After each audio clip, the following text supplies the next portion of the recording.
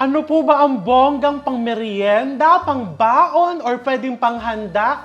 Pero healthy pa din para sa mga kids at syempre para sa mga kids at heart. Let's cook another pasta recipe na mas healthier than the usual na nakasanayan natin.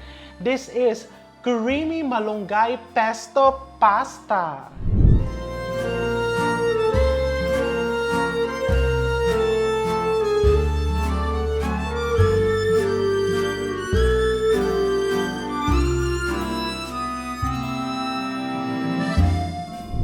So ngayon, papabonggahin natin to. Lalagyan natin ng tuna, pero pwede namang creamy malunggay lang. But of course, the first step, magpakulo ka muna ng pasta of your choice. I have here my boiling water. Nalalagyan ko ng maraming asin.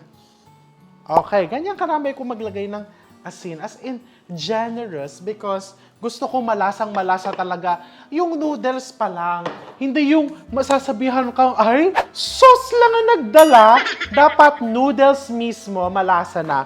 And then just put your noodles here. And then you just boil it according to the package instruction. So nakalagay 11 minutes, 10 minutes ko lang papakuluan para sigurado akong hindi malalabog. Okay? Iwan mo lang dyan. And then, papainitin ko na tong aking kaserola. But before that, i-blender ko muna yung aking malunggay. I have here malunggay. This is approximately 2 cups. Ang napakaganda sa malunggay, no? Bukod sa healthy siya, di ba? Bukod sa healthy, ito yung pinakamaganda. Di ba, makikipitas ka lang. Hindi mo binibili. Well, at least kami, ha? I'm sure naman, ikaw din, nakikipitas ka lang sa kapitbahay. Kasi di ba, ang bilis-bilis tumubo nito. Ito yung literal na talagang libre. Maghuhugas ka lang, babanlawan mo lang, and libre siya. Makipitas ka, maghanap-hanap ka sa mga kapitbahay mo. And then this is cream. I-blender ko yung malunggay kasama ng cream. I have here 2 cups of cream. All-purpose cream pwede na. Hindi naman kailangan yung mamahaling cream. Blender lang natin. Ito yung blender sa likod ko. Paano ba to? Oh, ayan.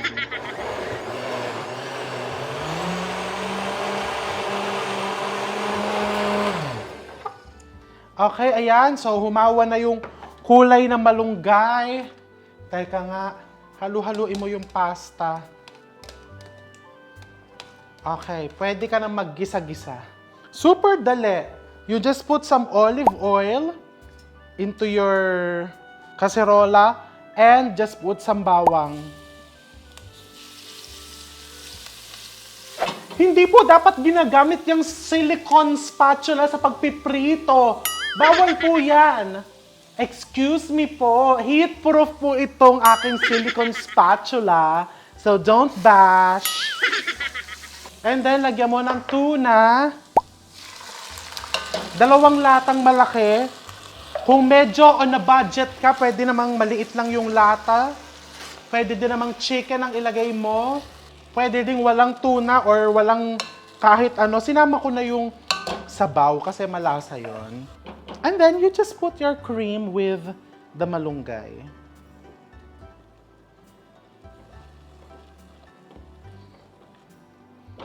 Kung pinoproblema mo yung hindi matanggal sa blender yung ano, humiram ka ng konting tubig dito sa pasta. Kuha ka ng konting pasta water, oh. Yan ang panghilamos mo dyan sa...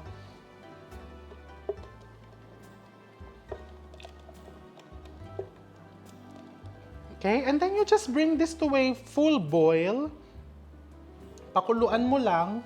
See how nice the color is?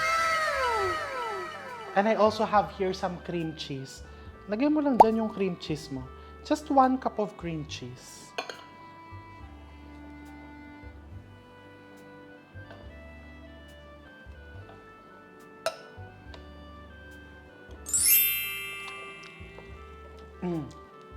It's so good. Alam mo yung parang lasang healthy for you. Okay, malapit na tong pasta. Ayan na. Turn off. And ready na din yung sauce ko. Pinapakulo ko tong sauce ko dito mga 5 minutes. Lagyan ko lang ng konting lemon juice just to balance and to maintain the nice green color of my creamy malunggay pesto. Nakita mo, lumapot na siya.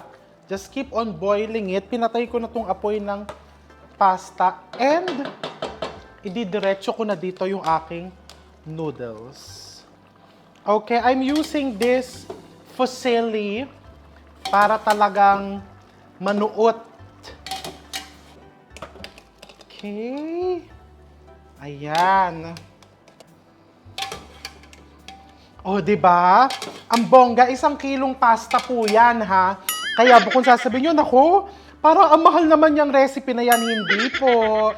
Ang dami pong magagawa niyan.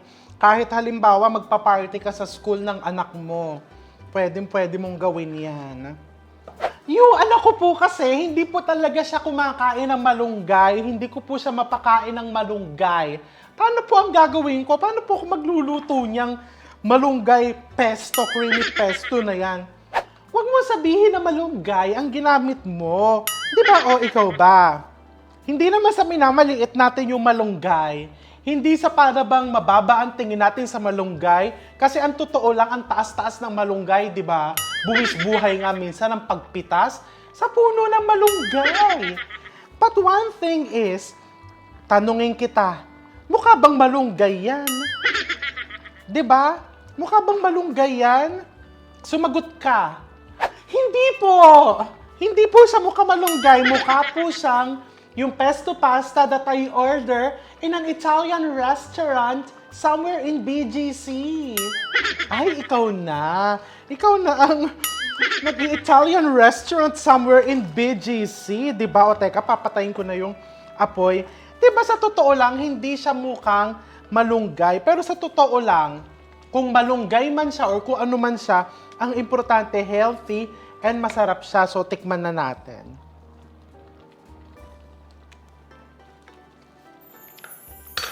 Ay, nako. Sarap. Teka, lalagyan ko pa ng spring onions yan.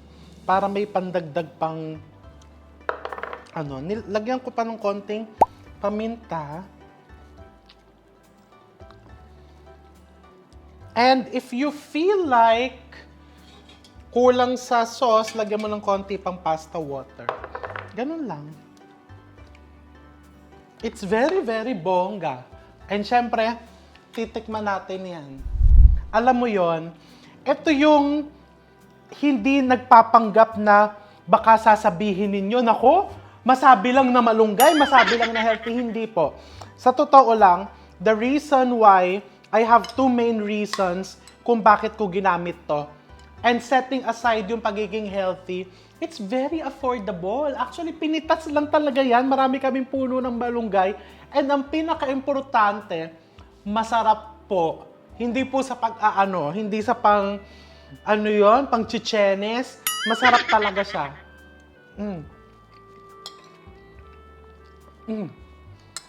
Masarap. And naglagay ako ng tuna. Pwedeng chicken ang ilagay mo, pwedeng salmon, pwedeng shrimp, pwedeng walang nakalagay. Ano pang hinihintay ninyo? Pumitas ka na sa puno ng malunggay. Bumili ka na ng malunggay. Hindi pala binibili, pinipitas lang. Pumitas ka na at gumawa ka na nitong creamy malunggay pasta because it's super duper good. Ang sarap. I'm going to see you all soon.